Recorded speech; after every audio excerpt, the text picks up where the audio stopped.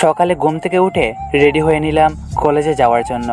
এই কলেজে আজ আমার প্রথম দিন, তাই একটু তাড়াতাড়ি করতেছি যাওয়ার জন্য।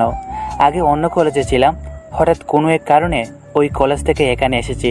যাই হোক, এখন আমার পরিচয় দিয়ে নিই। আমি রবিন রাব্বি। বাবা মায়ের 2 সন্তানের ভিতর আমি বড় ছিলাম।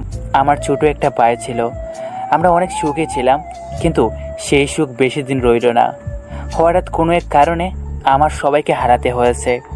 আপনাদের সাথে কথা বলতে বলতে কলেজে চলে এসেছি।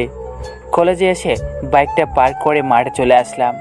এখন সমস্যা হলো, আমি আমার ক্লাস চিনতে পারছি না। তাই একজনকে জিজ্ঞেস করে ক্লাসে চলে আসলাম। যে আমি সিটে বসতে যাব, তখন একটা ছেলে আসলো। হাই, তুমি কি এই কলেজে নতুন? আজকে প্রথম। ও, আমি শিহাব। আমরা কি বন্ধু হতে পারি? হওয়া যায়। আমি রবিন। আমিও হাত বাড়িয়ে দিলাম। তো আমরা তো এখন বন্ধু, তাহলে এখন থেকে তুই করে কথা বলতে হবে। ঠিক আছে, এখন চলো ক্যাম্পাসে যাব। তারপর ক্যাম্পাসে কিছু সময় কাটিয়ে মাঠের দিকে যাই। ওখানে শিহাবের আরও কিছু বন্ধুদের সাথে কথা বলি। তখন দেখি কিছু ছেলে একটা মেয়েকে খারাপভাবে টাচ করতেছে। মেয়েটার শরীরে বিভিন্ন জায়গায়, আর বাকি স্টুডেন্টরা তা তাকিয়ে তাকিয়ে দেখতেছে। কেউ কিছু বলছে না। দেখ, আজকে আর একটা মেয়ের জীবনটা শেষ করতে চায় এই জানোয়ারগুলো। ওদেরকে কেউ কিছু বলার সাহস পায়নি। যে কিছু বলবে সেই মারা পড়বে। কে রে ওই শিহাব? আর ওই মেয়েটাকে? ওই ছেলে হলো এই এলাকার এমপির ছেলে, আরিয়ান খান। যত খারাপ কাজে লিপ্ত থাকে, কত মেয়ের জীবন নষ্ট করেছে এই ছেলে, তা সে নিজেও জানে না। আর ওই মেয়ের নাম সঞ্জিদা, পুলিশ অফিসার রায়ান সাফির একমাত্র বোন। ও, এই হলো তাহলে এমপির ছেলে। যাক, আমার কাজটা একটু সহজ হলো এখন। এখানে না থাকাই ভালো। আমি এসব দেখতে পারবো না, আমার খারাপ লাগে। আয় এখান থেকে চল। দাঁড়া তোরা, আমি একটু আসতেছি। আরে তুই পাগল নাকি? কি বলস? তোর যাওয়া লাগবে না, চল এখান থেকে। না, আমি ওখান থেকে আসতেছি, তোরা দাঁড়া। এই বলে আমি ওদের কাছে যাচ্ছি। আমাকে আমার বন্ধুরা আটকাতে চেয়েছে, কিন্তু পারে নাই। আমি ওখানে গিয়ে, ভাই কি সমস্যা আপনাদের? কেন ওকে বিরক্ত করছেন? ওই তুই কে রে? আমাদের কাজে বাধা দেস? তোর সাহস তো কম না। সাহসের দেখছেন কি? এখন এখান থেকে যান, ভালো বলে না হলে কিন্তু অনেক কিছু হয়ে যাবে এখানে। এই তুই কাকে ভয় দেখাস? তুই জানোস আমি কে? জানি তুই কে, কিন্তু তুই জানোস না আমি কে। তুই এখান থেকে চলে যা, তা না হলে কিন্তু মেরে একদম বাড়ি চাপা দিয়ে দেবো। আমি এখান থেকে যাবো না কালী হাতে। সঞ্জিদা মেয়েটির নাম, আপনি আমার সাথে আসুন। আরিয়ান আমাকে তখন একটা থাপ্পড় মারে। আমি কিছু না বলে মুচকি হাসি দিয়ে চলে আসি। তখন আরিয়ান আবার আমাকে মারতে আসে।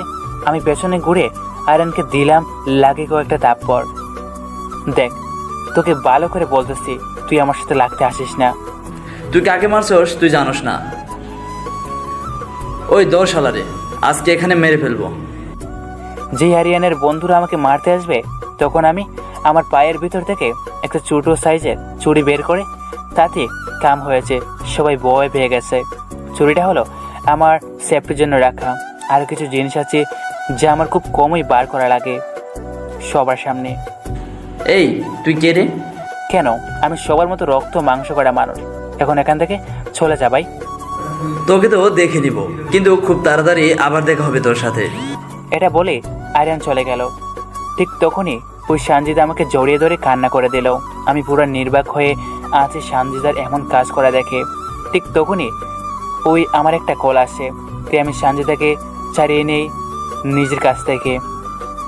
একটু দূরে যেয়ে তারপর কলটা দৌড়ি। কলটা দৌড়ার সাথে সাথে অপর পাশ থেকে আমার খুব কাছের এক বন্ধু জাহিদ বলে, কিরে, কেমন আছোস? ভালো, তুই কেমন আছিস? ভালো। কি করছো এখন? আছি কলেজে। বন্ধু, একটা হেল্প লাগবে। বন্ধু, তোর কি লাগবে একবার বল, তোর লগে আমি সব করতে পারি। আরে তেমন কিছু না, আমার এখানে রকি আর মুন্নাকে পাঠিয়ে দেবে, কিন্তু কেউ যেন না জানে। কি হয়েছে? আমি আসছি, তুই যদি বলস তাহলে আমি আসতে পারি। না, তোর এখন আসা লাগবে না। তুই তো জানোস তোকে ছাড়া আমি কিছু করি না। তোকে আমি সময় মতো ডেকে নেব। ঠিক আছে, আমি ওদেরকে পাঠিয়ে দেব। তুই ওদেরকে কাজ বুঝিয়ে দিবি ঠিকভাবে। ওকে, এখন রাখি। পরে আমি কল দিয়ে সব বুঝিয়ে দিব। এই বলে কল কেটে দিলাম। তারপর সানজিদার কাছে এসে তাকে বললাম, আপনি এখন কোথায় যাবেন? বাসায় নাকি এখানেই থাকবেন? না, আমার একটা ক্লাস আছে, ওটা করা লাগবে। আর একটু পর আমার ভাই আসবে, তার সাথে বাসায় যাব। আর আপনাকে অনেক ধন্যবাদ। শুধু ধন্যবাদ দিবেন? আমি ভাবছি আমরা বন্ধু হব। সত্যি আমার সাথে বন্ধু হবেন আপনি? যদি আপনি চান তাহলে হব। ওকে, এখন ক্লাস করবেন না? চলেন। তাহলে এখন থেকে আর আপনি বলা যাবে না, শুধু তুই অথবা তুমি করে বলতে হবে। ঠিক আছে। তারপর সানজিদাকে আমি শিয়াব, রাজ, রাকিব ওদের সাথে পরিচয় করে দিলাম। যদিও তারা আগে থেকে চিনে সানজিদাকে, কিন্তু কথা হয় না। সানজিদারও কোনো বন্ধু নাই। সানজিদা নাকি সব সময় একা একা থাকতে পছন্দ করত। আমরা সবাই একসাথে ক্লাস করতে চলে গেলাম। যেহেতু আমরা সবাই একসাথে পড়ালেখা করি, তাই আমরা একসাথে ক্লাসে ঢুকে পড়লাম। তারপর ক্লাস শুরু হলো। আমরা ভালো করে ক্লাস করতে থাকলাম। ক্লাস শেষ হলো, সবাই ক্যাম্পাসে গিয়ে কিছু সময় আড্ডা দিয়ে বাড়িতে আসবো। তাই ক্যাম্পাস থেকে বের হয়ে সবাই মাঠে আসার সাথে সাথে সানজিদা দৌড় দিয়ে একজন পুলিশ অফিসারকে ধরে কান্না করে দিল। আমি সেখানে গেলাম। গিয়ে থেকে সানজিদা তার ভাই রায়হান রাফিকে ধরে কান্না করতেছে আর বলতেছে, ভাইয়া আমি এখানে থাকবো না, আমার ভয় করে। কি হয়েছে বোন আমার, বলো আমার কাছে। তারপর সানজিদা তার ভাইকে সব খুলে বলে। বলার পর সানজিদার ভাই আমাকে দেখার জন্য সানজিদাকে জিজ্ঞেস করে, বোন, যে তোমাকে ওদের হাত থেকে বাঁচিয়েছে সে কোথায়?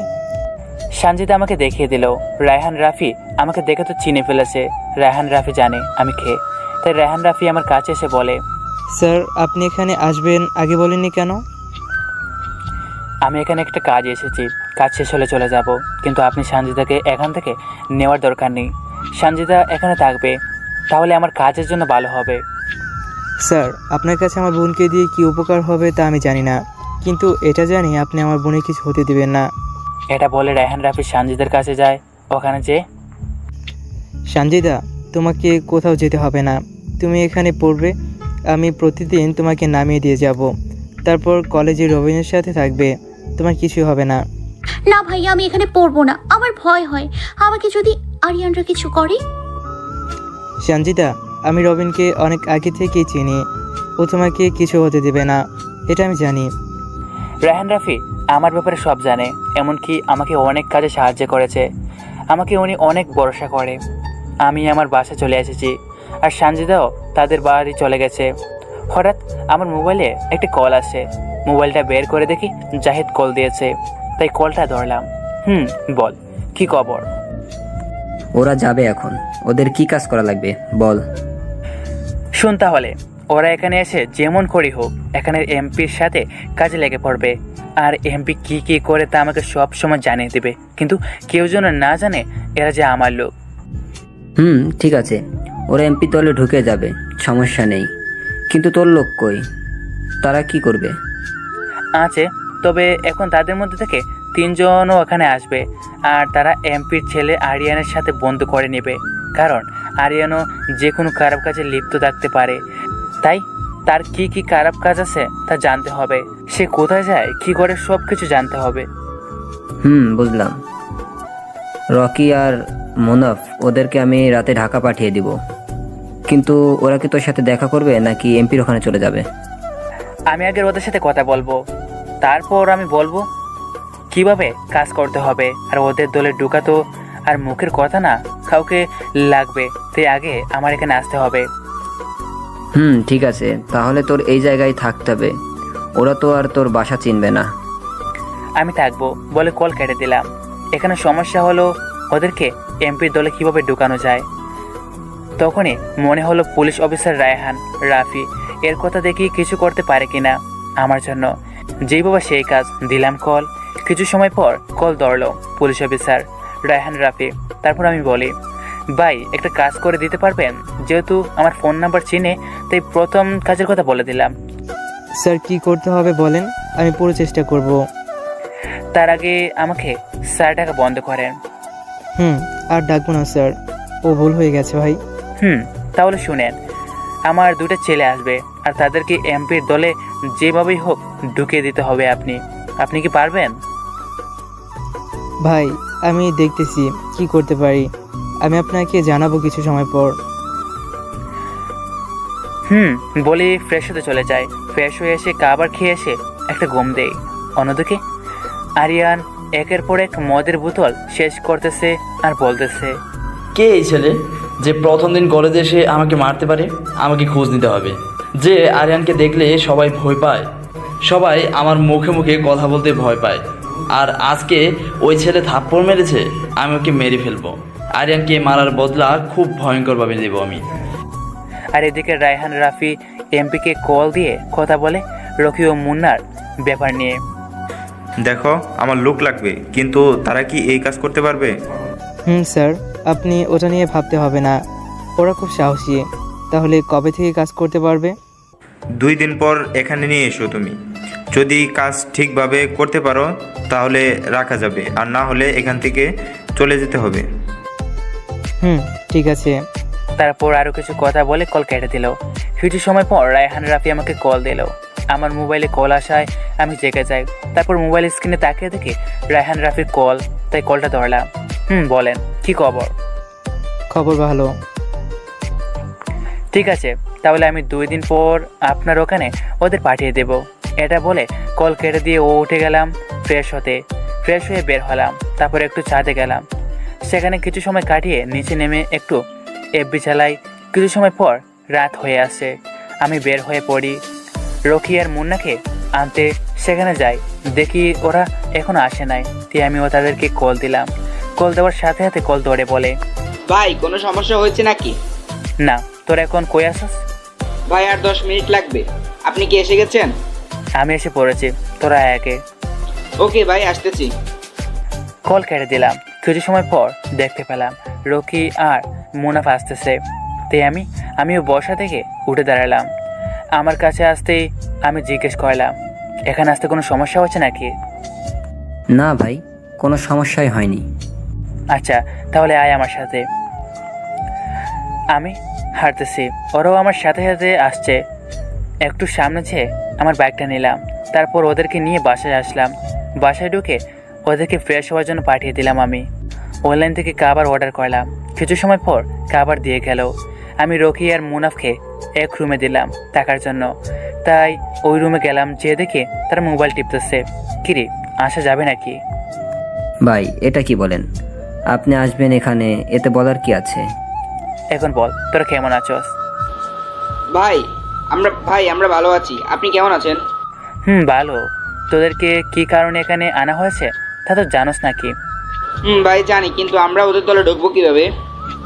সেটা তোদের ভাবতে হবে না, ওটা আমি আগে ঠিক করে রেখেছি। ভাই, এত কিছুর কি দরকার? আপনি একবার বলেন, দেখেন ওই এমপির লাশ রাস্তায় ফেলে দিব। তা আমি চাইলে পারবো, কিন্তু আমি তাকে এত সহজে মারবো না। তাকে আমি আরও কিছু দেখিয়ে মারবো। ওই এমপি আমাকে এতিম করেছে, আর আমি তাকে এভাবে ছেড়ে দিব তা তো হয় না। ওকে আমি তিলে তিলে মারতে চাই। আপনারা হয়তো কিছু বুঝতে পারেন নাই, সব বুঝতে পারবেন গল্পের সাথে। দেখুন ভাই, আপনি যেমনটা চান তেমনটাই হবে। আচ্ছা, এখন আয়, খাবার খেয়ে নে। তারপর আমরা খাবার খেয়ে নিলাম। খাবার খেয়ে রকি আর মুনাফকে তাদের রুমে পাঠিয়ে দিলাম। আর আমি আমার রুমে এসে মোবাইলটা নিয়ে সঞ্জিতাকে কল দিব ভাবছি, কিন্তু তার মোবাইল নাম্বার আমার কাছে নেই। তাই আর কল দিলাম না। সঞ্জিতার ভাইয়ের কাছ থেকে নেওয়া যেত, কিন্তু নেই না কেন জানি। তারপর শুয়ে শুয়ে ভাবতে লাগলাম, আমি কী থেকে কী হয়ে গেলাম। আগে আমার একটা ছোটো পরিবার ছিল, কিন্তু এখন নেই। এসব ভাবতে ভাবতে একটু সময় ঘুমিয়ে গেলাম। সকালবেলা রকির ডাকে ঘুম থেকে উঠে পড়ি। তারপর ফ্রেশ হতে চলে যাই। ফ্রেশ হয়ে বাইরে এসে দেখি রকি ডাকতেছে, তাই গেলাম। সেখানে গিয়ে বলি, কি হয়েছে, এভাবে ডাকছিস কেন? কিছু না, এখানে বসেন, নাস্তা করবো একসাথে। নাস্তা কই থেকে আনলি তোরা? ভাই, বাইরে থেকে এনেছি। এখন আসেন তো, খুব খিদে পেয়েছে। আমারও একই অবস্থা। তারপর নাস্তা করে কলেজে এসে পড়েছি। আর রকি ও মুনাফকে বলেছি বাসায় থাকতে, কিছু দরকার হলে বাইরে আসতে, আর না হলে যেন না আসে। বাইরে আমি কলেজে এসে সঞ্জিতাকে খুঁজতে লাগলাম। তাকে কোথাও না পেয়ে ক্লাসে চলে গেলাম। সেখানে গিয়ে দেখি সঞ্জিতা চুপ করে বসে আছে। আমি গেলাম কাছে গিয়ে বলি, তুমি এখানে বসে আছো আর আমি তোমাকে সারা কলেজ খুঁজতেছি। আমাকে খোঁজার কি আছে শুনি? কিছু না, এমনি। আচ্ছা, বাইরে চলো। চলো। আমি আর সঞ্জিতা বাইরে এসে দেখি আমাদের বন্ধু শিহাব, রাকিব আর রাজ দাঁড়িয়ে আছে। আমরাও গেলাম ওখানে, গিয়ে সবাই মিলে আড্ডা দিয়ে ক্লাস করতে যাই। ক্লাস শেষ করে বাড়িতে যাব সবাই, তে আমিও বের হয়ে আসি সঞ্জিতা সহ। তারপর সঞ্জিতার সাথে কিছু কথা বলি, আর সঞ্জিতার মোবাইল নাম্বার নেই আমি। এখন বাইরে যাব, তাই আমি বাইক আনতে যাই। বাইক নিয়ে বের হব, তখন থেকে সঞ্জিতা মন খারাপ করে দাঁড়িয়ে আছে। তাই আমি জিজ্ঞেস করলাম, কি হয়েছে, এভাবে আছো কেন? ভাইয়া বলেছে কেন জানি আজকে আসতে পারবে না, বলে তার নাকি কি কাজ আছে, আমি বাড়ি চলে যেতাম বলেছে। কিন্তু আমার ভয় লাগছে, কিভাবে যাব? ও এই কথা, তাহলে চলো তোমাকে নামিয়ে দিয়ে আসি। না থাক, আমি যেতে পারবো। বেশি কথা না বলে চুপচাপ উঠে বসো। উঠতেছি। সঞ্জিতার সাথে চলতে কেন জানি আমার খুব ভালো লাগে। হতে পারে এটাই ভালোবাসা, না না, এ আমি কি ভাবি। সঞ্জিতা কোনো সময় আমার মতো ছেলেকে ভালোবাসবে না। তারপর বাইকটা নিয়ে বেরিয়ে গেলাম। সঞ্জিতার বাড়িতে গিয়ে তাকে নামিয়ে দিলাম। সঞ্জিতা নেমে আমাকে বলে, তুমি আমার বাসা কিভাবে চেনো? না এমনি চিনি, তোমার ভাই একজন পুলিশ অফিসার, আর তার বাড়ি চিনবো না? তা কি করে হয় বলো? আসলে আসার সময় সঞ্জিতা আমাকে কোনো পথ দেখিয়ে দেয়নি, আমি নিজে এসেছি। তা সঞ্জিতা এটা বলেছে। ও ঠিক আছে, তাহলে চলো ভেতরে। না আজকে দেখ, আরেকদিন আসবো। না আসলে কি করে? ওকে তাহলে দেখে শুনে বাইক চালাবে। আচ্ছা তাহলে এখন আমি আসি বলি বাইক চালাতে এসি, হঠাৎ সামনে দেখে সঞ্জিতার ভাই রায়হান রাফি রাস্তায় পড়ে আছে, রক্তে পুরো শরীর ভিজে গেছে। তাহলে কি রায়হান রাফি ভাই অ্যাক্সিডেন্ট করেছে? না, আমাকে দেখতে হবে কি হয়েছে। আমি বাইক নিয়ে নেমে রায়হান রাফির কাছে গেলাম। কাছে গিয়ে দেখি তার অবস্থা খুবই খারাপ, কিন্তু তার কাছে এত মানুষ দাঁড়িয়ে দেখতেছে, কেউ সাহায্য করছে না। তাই আমি গিয়ে আগে একটা গাড়ি দাঁড় করাই। তারপর রায়হান রাফিকে গাড়িতে উঠিয়ে নিয়ে যাই হসপিটালে। ওখানে যাওয়ার সাথে সাথে ডাক্তার এসে রাফির এমন অবস্থা দেখে তাকে আগে ইমার্জেন্সি অপারেশন থিয়েটারে ভিতরে নিয়ে যায়। তারপর সেখানে চিকিৎসা চলতে থাকে। অন্যদিকে সঞ্জিতা বলতেছে, কী ব্যাপার, ভাই এখনো আসে না কেন? ভাইয়ের মোবাইল বন্ধ বলতেছে। আমি এখন কি করি? ভাইয়া কি বুঝে না আমার একা একা ভয় হয়? সঞ্জিতাও খুব টেনশনে আছে। এদিকে আমি বসে আছি হসপিটালের ভিতর এক জায়গায়, আর তখন মনে পড়ে সঞ্জিতার কথা। কিন্তু তাকে এখন কল দেওয়া যাবে না, না হলে সঞ্জিতা ঠিক থাকতে পারবে না। তাই আমি রকিকে কল দিলাম। হ্যাঁ রকি, কই তোরা? ভাই বাসায় আপনি এখনো আসেন নাই কেন? শোন, তোরা এখনই এই হসপিটালে চলে আয়। কি হয়েছে ভাই, আপনার কিছু হয় নাই তো? না কিছু হয় নাই আমার, তোরা এখানে আয়, তাহলে জানতে পারবি। আমি এই বলে কল কেটে দিলাম। আর মুনাফ রকিকে বলে, এই রকি, কি হয়েছে রে? বলতে পারবো না, ভাই বলছে এই হাসপাতালে যেতে। চল তাহলে, দেরি করছিস কেন? তারপর রকি আর মোনাফ রওনা দেয় হসপিটালের দিকে। হসপিটাল বেশি দূরে না থাকায় 15 মিনিট সময় লাগে আসতে। ওরা এসেই, ভাই কি হয়েছে বলেন। দাঁড়া বলতেছি। তারপর ওদেরকে বলে দিলাম অ্যাক্সিডেন্টের কথা। শোন, তোরা এখানে থাক, আমি সঞ্জিতাকে নিয়ে আসি। ঠিক আছে ভাই, যান আপনি, আমরা আছি এখানে। আমি ওখান থেকে বের হয়ে আগে গেলাম ওই জায়গায় যেখানে রায়হান রাফি অ্যাক্সিডেন্ট হয়েছিল। সেখানে যেয়ে আমার বাইকটা নিলাম। তারপর সঞ্জিতাকে আনতে তাদের বাড়ি যাই। এখানে আস্তে আস্তে রাত হয়ে গেছে। গিয়ে কলিং বেল দিলাম। মনে হয় ভাইয়া এসছে, আজকে মজা দেখাবো। আমাকে এত সময় টেনশনে রাখা। সঞ্জিতা দরজা খুলে আমাকে দেখে ভয় পেয়ে গেছে। বয়ে সঞ্জিতা পুরো শরীর ঘেমে গেছে। ভয় পাবারই কথা, এমনিতে তো বাইরের জন্য টেনশনে আছে, তার ভিতর এত রাতে আমাকে দেখে তো ভয় পাবে। তুমি এত রাতে এখানে কেন এসছো? এখন কথা বলার সময় নেই, তুমি আমার সাথে আসো। কি বলছো কি? আমি কেন তোমার সাথে যাব? আর কোথায় যাব? হসপিটালে তোমার ভাইয়ের কাছে, তাড়াতাড়ি চলো। ভাইয়ার কি হয়েছে? হসপিটালে কেন ভাইয়া? তুমি গেলেই দেখবে কি হয়েছে। এখন আসো তো। সঞ্জিতা কান্না করতে করতে আমার সাথে আসতেছে। আমি বলছি কান্না না করতে, কিন্তু আমার কথা শুনে না সঞ্জিতা। হসপিটালের সামনে এসে ব্যাগটা রেখে ভিতরে গেলাম। গিয়ে রকি আর মুনাফকে জিজ্ঞেস করলাম। তারা বলছে অপারেশন হয়েছে, এখন শুয়ে আছে। সঞ্জিতা তো এখনও কান্না করতেছে। আমরা ডাক্তারের কাছে গেলাম। সেখানে গিয়ে তাকে জিজ্ঞেস করলাম রোগীর সাথে দেখা করা যাবেনি। ডাক্তার বলেছে দেখা করা যাবে, কিন্তু তার সাথে যেন বেশি কথা না বলি। আমরা রায়হান রাফির কাছে গেলাম। গিয়ে, ভাইয়া এখন কেমন আছেন? এখন ভালো আছি। আচ্ছা, আমাকে এখানে কে এনেছে? আমি নিয়ে এসেছি, কিন্তু আপনার এই অবস্থা কিভাবে হলো? রবিন, এসব এখন জিজ্ঞেস করো না। ভাইয়া ভালো আছে, এইটাই অনেক। কিরে বোন, কান্না করছিস কেন? আমি তো ঠিক আছি, দেখ তুই। কান্না করবো না তো কি করবো তুমিই বলো। মা বাবাকে হারিয়েছি, এখন তোমাকে হারাতে পারবো না। মা বাবা নেই তো কি হয়েছে, আমি আছি তো, তাই না? আমাদের মা বাবাকে আল্লাহ নিয়ে গেছেন আমাদের কাছ থেকে, এখানে আমাদের আর কি করার? আপনারা হয়তো বুঝতে পারেন না কিভাবে সানজিদার মা বাবা মারা যায়। তাহলে শুনেন। 5 বছর আগের কথা। সানজিদা আর তার ভাই রায়হান রাফিও তার মা বাবা মিলে তাদের পরিবারে ছিল। রায়হান রাফির বাবাও একজন পুলিশ অফিসার ছিলেন, তাই তিনি সবসময় চাইতেন যেন রায়হান রাফিও একজন পুলিশ অফিসার হয়। রায়হান রাফিও তাই চাইতেন। বাবা, তুমি চাও আমি যেন একজন পুলিশ অফিসার হই, আমি তোমার কথা রাখবো। তোমার মতো একজন সৎ আদর্শবান পুলিশ অফিসার হয়ে দেখাতে চাই আমি। ঠিক আছে, আমি তোমাকে নিয়ে কথা বলবো। যেহেতু রায়হান রাফির বাবাও একজন পুলিশ অফিসার, তাই আর বেশি কষ্ট করতে হয় না তার চাকরি নিয়ে। তার পুলিশের চাকরি হয়ে যায়, আর কিছুদিন পর চাকরিতে জয়েন দিতে পারবে। রায়হান রাফি সুমাইয়া নামে একটা মেয়ের সাথে সম্পর্ক আছে, তাই সুমাইয়া তাকে দেখা করতে বলেছে। রায়হান রাফিও চলে গেছে সে জায়গায় যেখানে দেখা করার কথা ছিল। সেখানে গিয়ে সুমাইয়া, তোমাকে আজকে একটা খুশির খবর দেব। রাখো তোমার খুশির খবর, এইদিকে বাবা আমার বিয়ের জন্য উঠে পড়ে লেগেছে। তুমি আর কিছুদিন সময় দাও আমাকে। আর কতদিন? দেখো, যদি আমি তোমাকে না পাই তাহলে আমি মরে যাব বলে দিলাম। তোমাকে মরতে দিলে তো আমার চাকরিটাই চলে গেছে। এখন কিছুদিন পর চাকরিতে জয়েন করব, তারপর তোমার বাড়িতে বিয়ের জন্য মা বাবাকে পাঠাবো। চাকরি হয়েছে? তাহলে এখনই তোমার বাবাকে বলো। না, আর কিছুদিন যাক, তারপর বলবো। তুমি বলবে কি না তাই বলো। আমার তো মনে হয় তুমি আমাকে ভালোবাসো না কোনোদিন। কি বলো তুমি? আমি তোমাকে ভালোবাসি না? যদি ভালোবাসতা তাহলে এমন করতা না। আচ্ছা ঠিক আছে, কালকে বাবাকে পাঠাবো। এবার খুশি? সত্যি? সত্যি। এখন একটা জিনিস দেওয়া লাগবে। কি চাও তুমি বলো? একটা কিস দেওয়া লাগবে। না, এগুলো বিয়ের পর হবে। তাহলে বাবাকে বলবো না কিন্তু। এখানে সবার সামনে আমার লজ্জা করছে। আমার বউ আমাকে কিস করবে, এখানে লজ্জার কি আছে? ওকে, তাহলে তুমি চোখ বন্ধ করো। রায়হান রাফি চোখ বন্ধ করে নেয়, আর সুমাইয়া রায়হান রাফির টুটে হালকা করে একটা চুমু করে। এটা কি হলো? কি, এবার কিস করছি। এটা কি কখনো কিস হলো?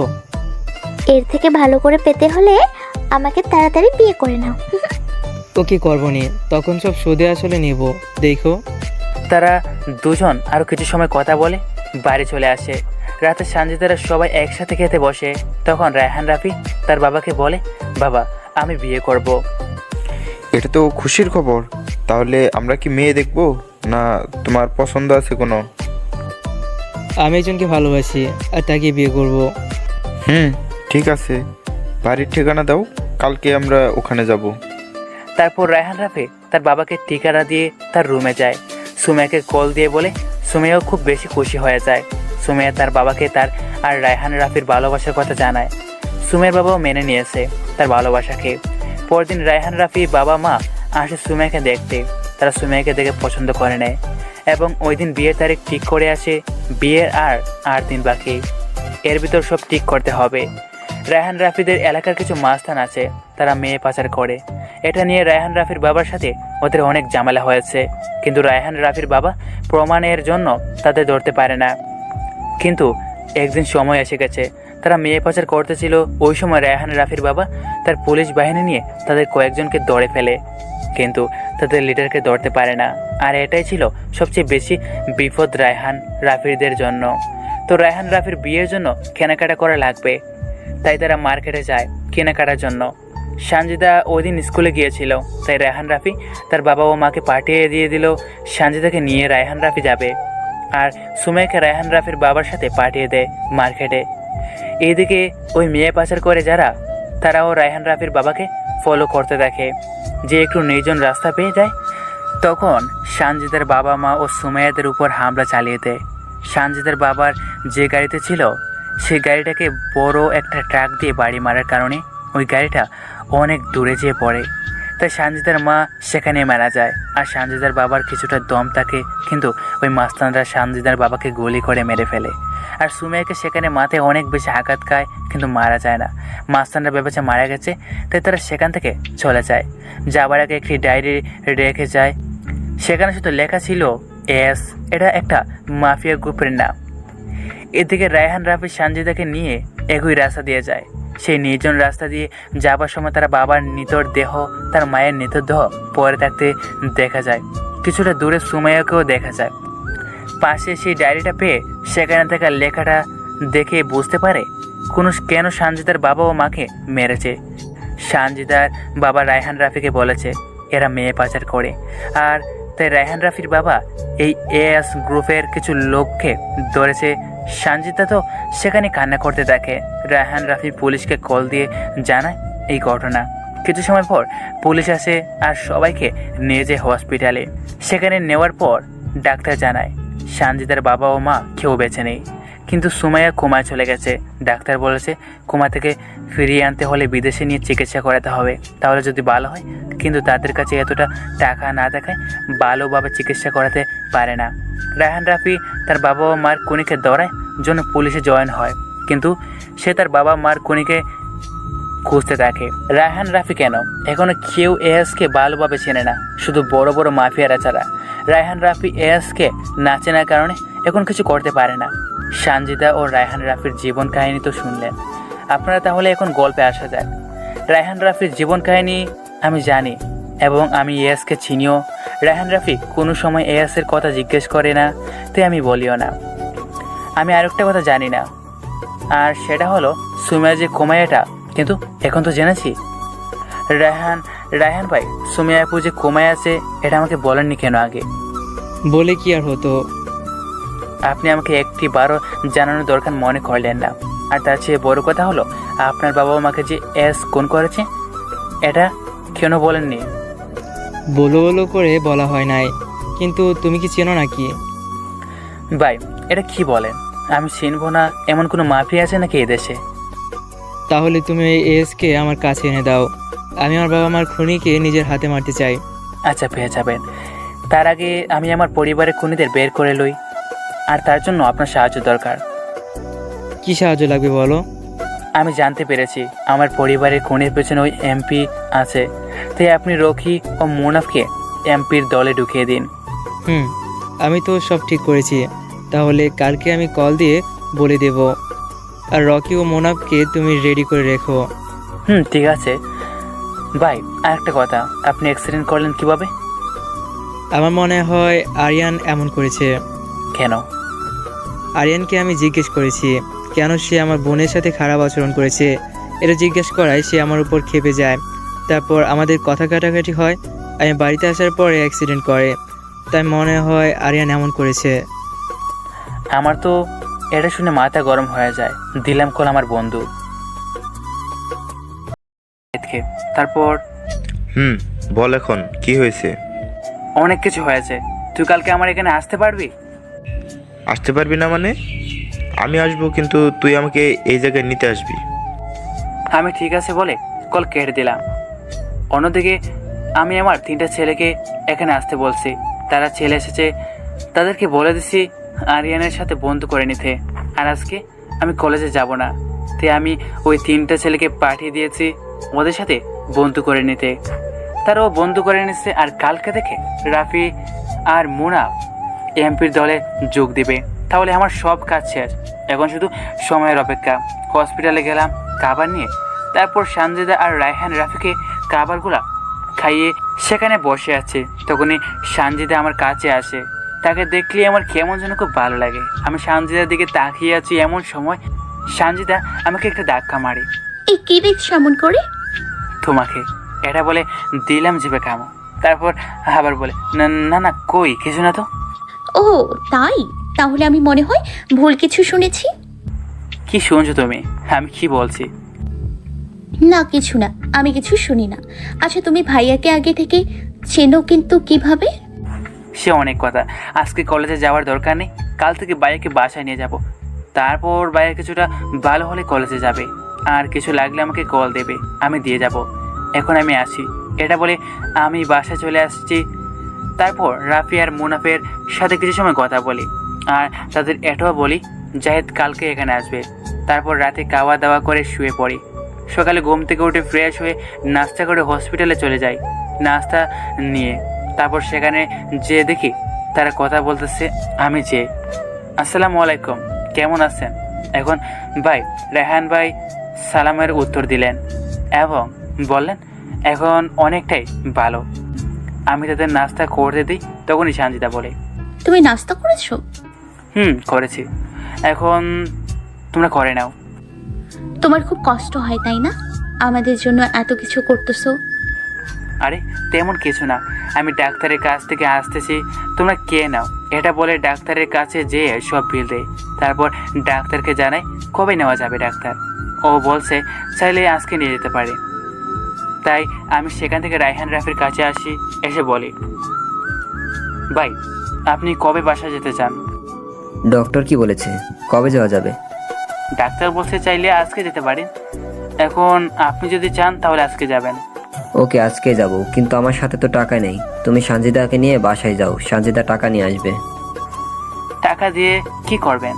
বিল পরিশোধ করা লাগবে না, তুমি আগে গিয়ে দেখে আসো কত টাকা হয়েছে। ভাই আমি টাকা দিয়ে দিয়েছি, এখন আপনি চলেন। তুমি কেন টাকা দিচ্ছ? ওকে, তাহলে বাড়িতে গিয়ে তোমাকে টাকা দিয়ে দিব, আসো। ভাই একটা কথা বলবো, রাখবেন?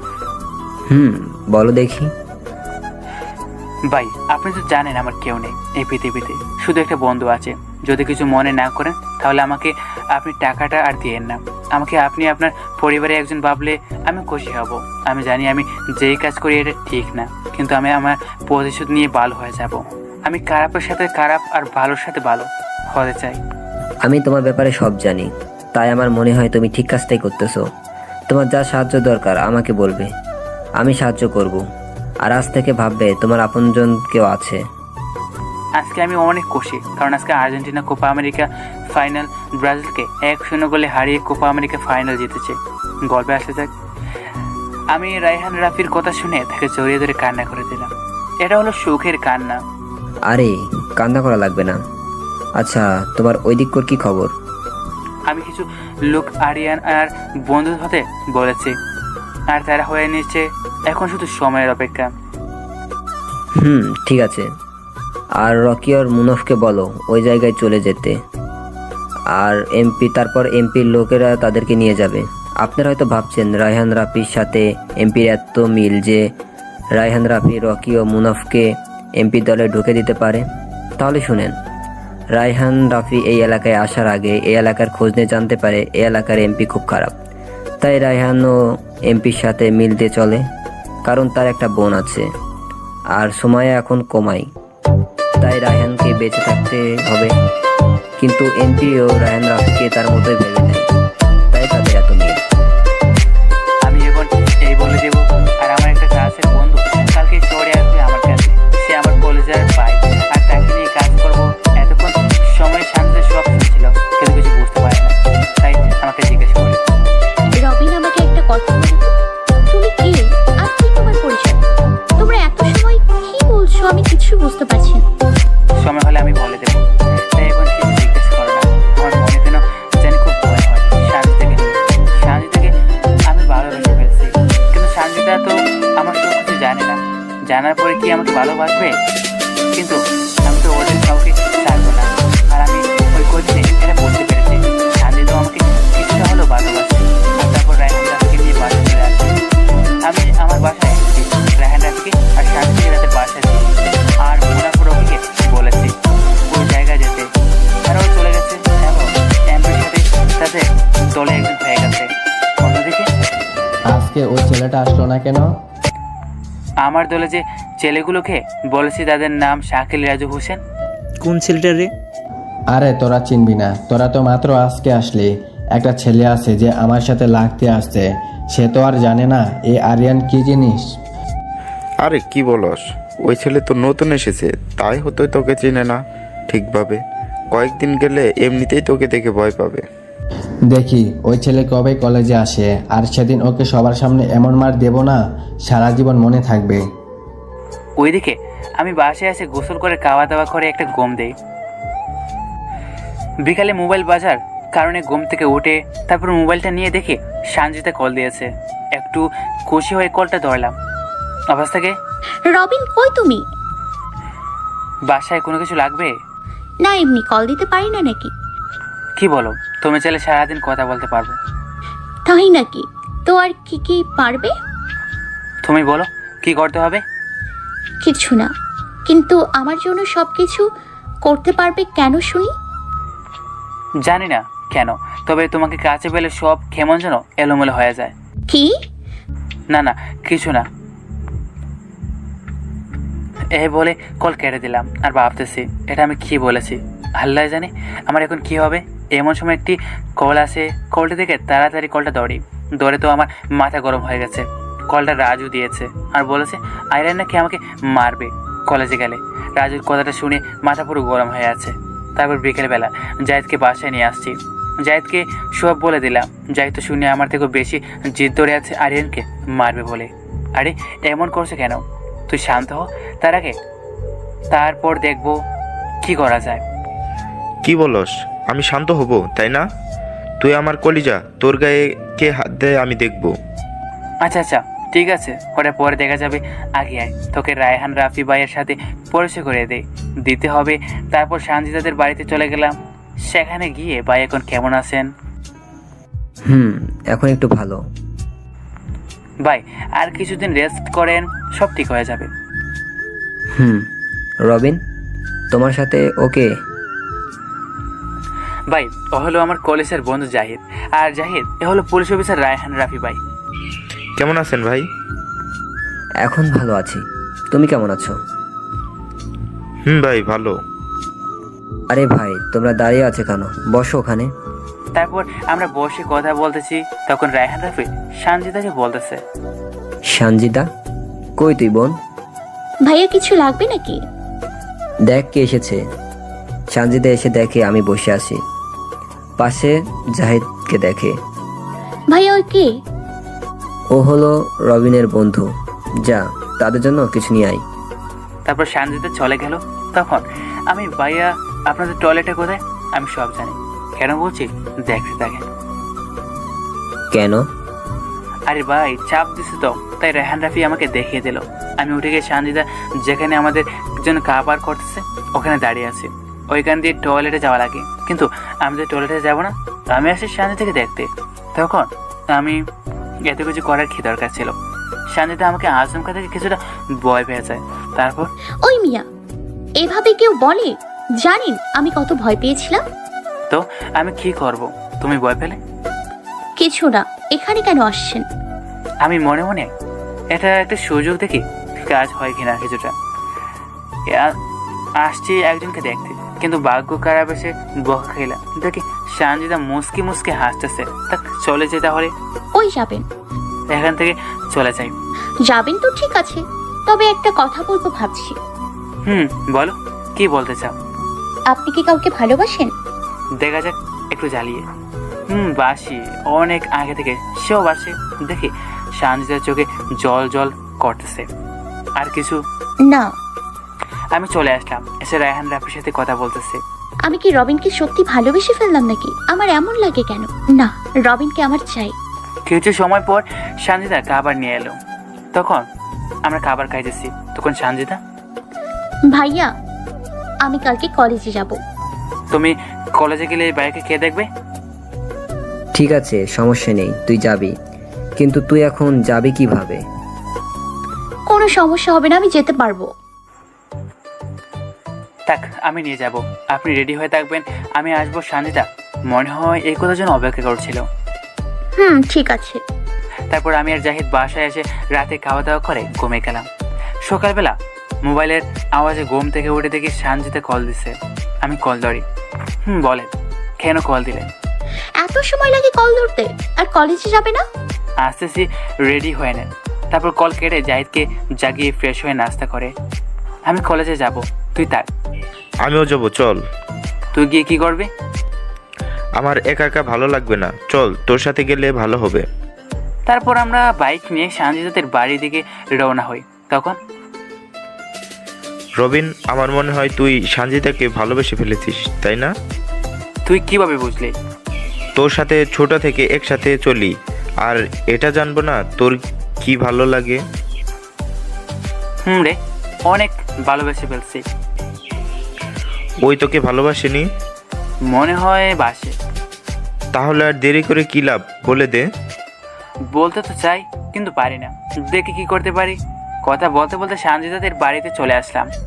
তারপর সানজিদাকে আমার বাইকে নিলাম, আর জাহিদ তার নিজের বাইকে চালাতেছে। তারপর কলেজে চলে আসলাম, দেখে আরিয়ান আমার দিকে আসতেছে। কিরে, কলেজে এলি? আয়, সবার সামনে তুই আমার কাছে মাপ চা, তাহলে তোকে ক্ষমা করে দেব, আর না হলে কিন্তু খুব খারাপ হয়ে যাবে। ওই তুই কি করবি রে? তোর কোন বাপ আছে, নিয়ে আয়। তোরা একটাও আজকে বেঁচে ফিরতে পারবি না, আসছি দাঁড়া। পুরো কলেজ বয়ে আছে, কারণ তারা জানে এখন আরিয়ান গুন্ডা নিয়ে আসবে। আর সানজিদা তো এখন কান্না করে দিল আমাকে জড়িয়ে ধরে। আরে কি করছেন, সবাই দেখতেছে তো, আর কান্না করেন কেন? আপনি এখান থেকে চলে যান, না হলে আপনাকে ওরা মেরে ফেলবে। আমাকে কিছু করলে আপনাকে? সানজিদা তখন এমন একটা কথা বলে যা শুনে আমি শেষ। কারণ আপনাকে আমি ভালোবাসি। কি বলো, কোন সময় থেকে? জানি না কোন সময় থেকে, শুধু এটুকু জানি আমি আপনাকে ছাড়া বাঁচবো না। ও আচ্ছা, তুমি এখন আমাকে ছাড়ো, সবাই দেখছে সানজিদা আমাকে ছেড়ে দিয়ে। চলেন আমরা এখান থেকে চলে যাই। এতক্ষণ জাহিদ সব দেখলো, ও শুনছিল। তো জাহিদ বলে, আরে ভাবি, ভয় পাবেন না, দেখেন কি হয়। এমন সময় কলেজ গেট দিয়ে 2 গাড়ি মাস্তান আসে, আর আরেকটায় আরিয়ান ও তার বন্ধুরা, সাথে আমার দলের ওই 3 ছেলেও আছে। আমি তাদের ইশারা দিলাম সরে যেতে, তাই তারা। আরিয়ান, আমরা তো কোনো সময় মারামারি করি না, তাই আমরা সরে দাঁড়াই। যা, সমস্যা নাই, দেখ ওই দুটাকে কি করে ভাবে মারবি। তারপর রাজুরাও সরে যায় আর মনে মনে বলে, তো ওদের এই 2 গাড়ি কেন, আরও 3 গাড়ি আসলো, ওদের দুজনের সাথে পারবি না। কলেজের সবাই বয়সে আছে, স্যার ম্যাডামরাও আমাদের জন্য দোয়া করতেছে, আর সানজিদা তো এখন কান্না করতেছে। আমি সানজিদাকে অনেক বসিয়ে এক জায়গায় দাঁড় করালাম, তারপর চলে গেলাম আরিয়ানদের সামনে, আমি আর জাহিদ। তখন আরিয়ান বলে, কিরে, এখন তোদেরকে কে বাঁচাবে বল? তোকে আমাদের নিয়ে চিন্তা করতে হবে না, তুই কিভাবে এখান থেকে যাবি ওটার চিন্তা করতে থাক। তোরা আমার মুখে মুখে কথা বলিস, তোদের সাহস তো কম না? আরে তুই সাহসের কি দেখছস? তুই কাকে মারতে আসছস এখানে? তুই আমাকে মারতে এই 2 গাড়ি মাস্তান আনলি? ওরাই তোর জন্য চলবে, আজ তোকে বুঝিয়ে দেব এই আরিয়ানের গায়ে হাত দেওয়া কতটা বিপদ হতে পারে। আরে ভাই, এত কথা না বলে তোর লোক পাঠা, অনেক দিন হয়েছে কাউকে মারি না, একটু জলদি পাঠা তোর লোক। ওই তোরা যা, ওদের মেরে এমন অবস্থা করবি যে কেউ ওদের লাশ দেখলে ভয় মরে যায়। আমি আর জাহিদও পুরো আগের রূপে ফিরে গেলাম, মানে আগে যেভাবে মারামারি করতাম। ওরাও 30 জনের মতো ছিল। ওরা আমাদের কাছে আসতে তার মাটিতে গড়াগড়ি করছে। সবাইকে এমন মাইর দিচ্ছি যে ওরা জীবনে আর মারামারি করতে আসবে না। এখন সবাই মাটিতে পড়ে আছে। তখনই আরিয়ান একটা চুড়ি এনে আমার পেটে ঢুকিয়ে দিতে চায়। তখন জাহিদ চুড়িটা হাত দিয়ে ধরে নেয়। চুড়িটা ধরে নেওয়ার কারণে জাহিদের হাত কেটে যায়। আমার তো সেই লেভেলের রাগ উঠেছে। তুই আমার কলেজের বাইরের হাত কেটেছস, আজকে তোর এই হাত দেখ কি করি। এই বলে আরিয়ান থেকে এগোলাম, এক লাথি দিলাম বুকে সজুরে। সুজা আরিয়ান গিয়ে পড়লো কয়েক হাত দূরে। তারপর একটা হকি স্টিক নিয়ে আরিয়ানকে মারতে থাকি। আরিয়ানের হাত ভেঙে নেই। আমার মায়ের থেকে কলেজের সবাই অনেক ভয় পেয়ে গেছে। তখন জাহিদ, আরে থাম, ওরে মেরে ফেলবি তো। আমি ওকে মেরে ফেলবো। ও কার গায়ে হাত দিয়েছে? থাক, আর মারতে হবে না, এখন চল। জাহিদ আমাকে টানতে টানতে কলেজের বাইরে নিয়ে যায়, আর সানজিদাও বাইরে আসে। তারপর জাহিদকে ডাক্তারের কাছে নিয়ে যায়। ডাক্তার জাহিদের হাতে ওষুধ দিয়ে ব্যান্ডেজ করে দেয়। তারপর বাসার দিকে যায়। তখন রকি কল দেয়, ভাই, এমপির ছেলেকে কারার জন্য ওখানে মারছে, আর হাসপাতালে আইসিইউতে আছে।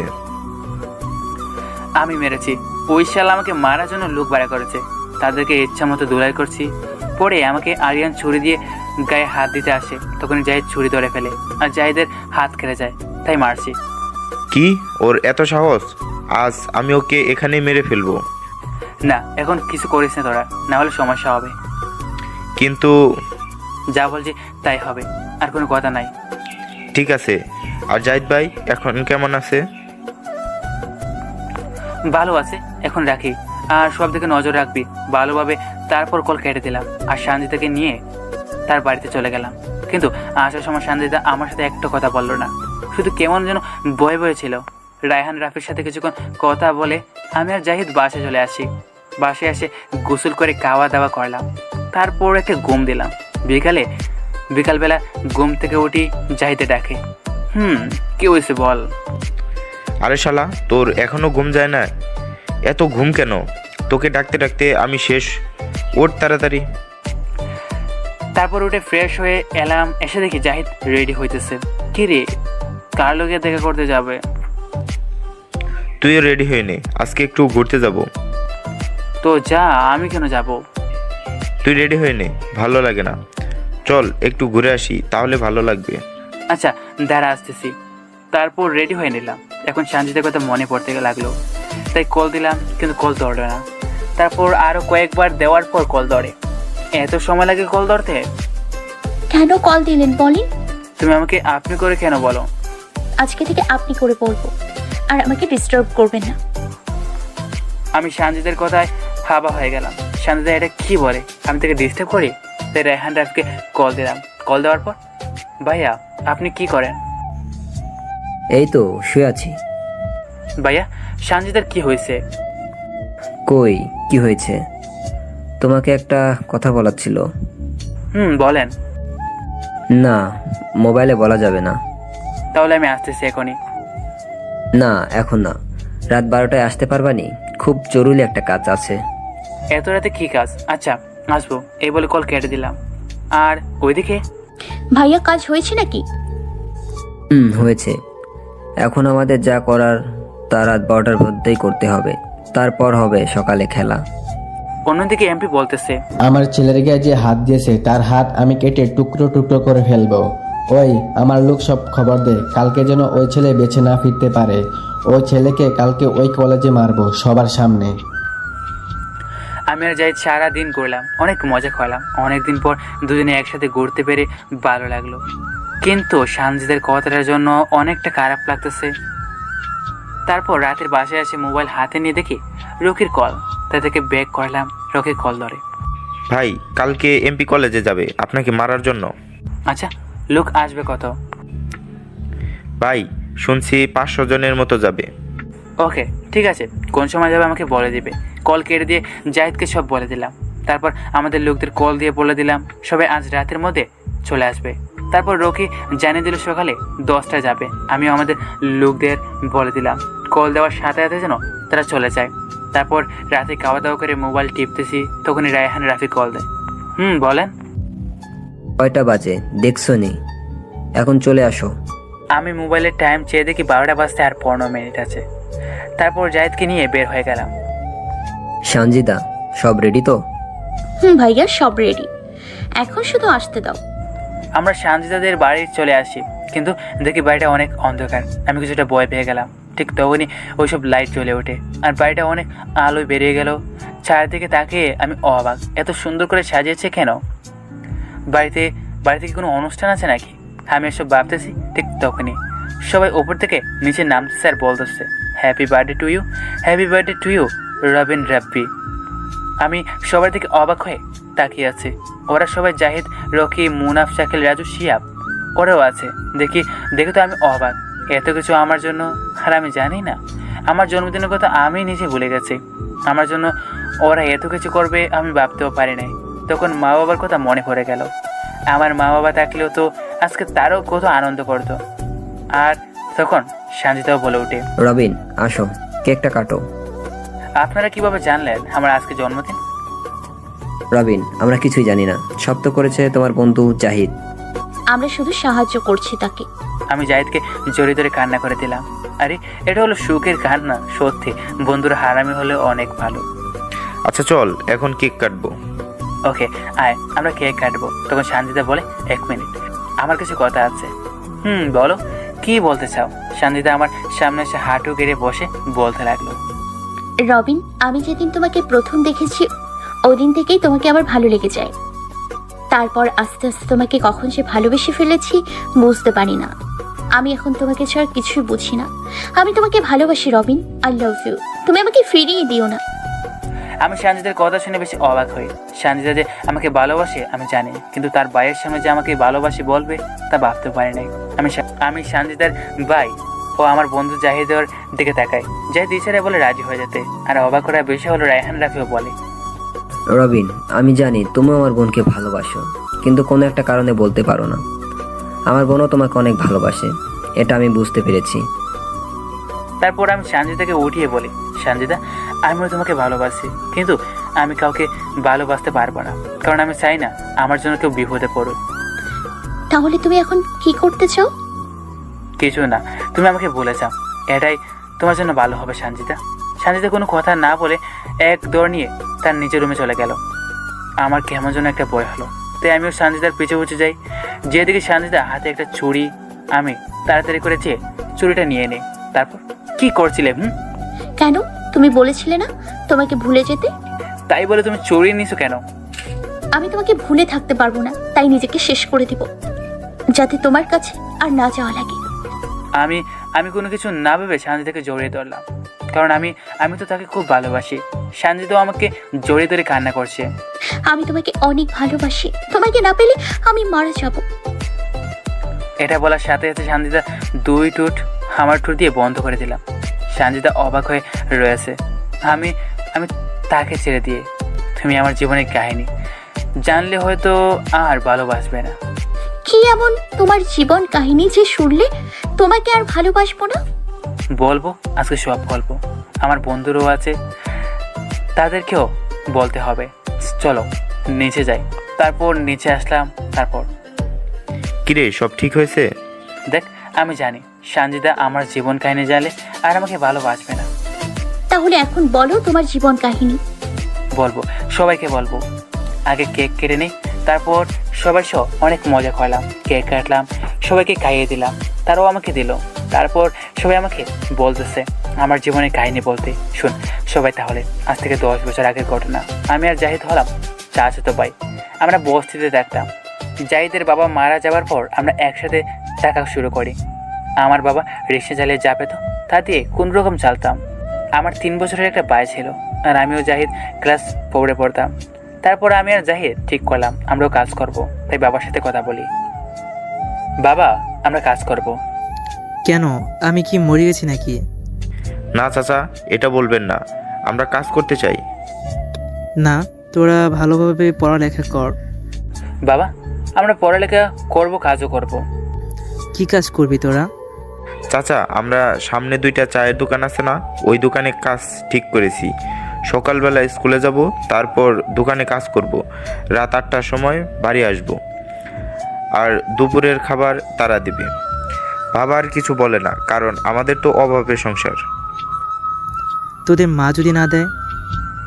বাবা ওটা আমরা দেখে নেব। তারপর মা আর চাচিকে অনেক বুঝিয়ে কাজ করি, স্কুল ক্লাসও করি ঠিকভাবে। একদিন বাড়ি এসে শুনি বাবাকে কে মারছে, কারণ কিছু লোক এখানে মার্কেট দেবে তাই বলেছে। আমরা সবাই যাতে এখান থেকে চলে যাই, বাবা না বলায় যেতে বাবাকে মারছে। তারপর আরও কিছুদিন চলে যায়, এইভাবে কাজ করি। একদিন কাজ আরও কিছুদিন চলে যায়। একদিন কাজ শেষ করে আমি আর জাহিদ বাড়ি এসে শুনি এই লোকগুলো নাকি বলেছে 1 সপ্তাহের মধ্যে বস্তি খালি করে দিতে, আর না হলে সবাইকে মেরে ফেলে দেবে।